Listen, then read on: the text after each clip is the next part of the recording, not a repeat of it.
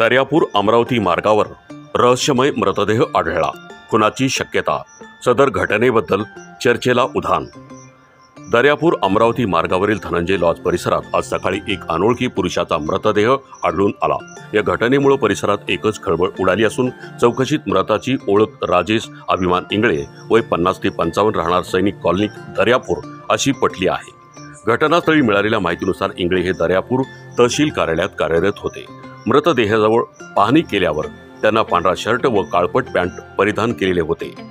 इंगळे यांच्या डोक्यावर लाकडी दांड्याचा गंभीर मार लागल्याचे प्रथम दर्शनी प्राथमिक तपासात निष्पन्न झाले असून खुनाची शक्यता नाकारता येत नाही। या घटनेमागे नेमके कारण आणि आरोपीची माहिती अद्याप स्पष्ट झालेली नाही।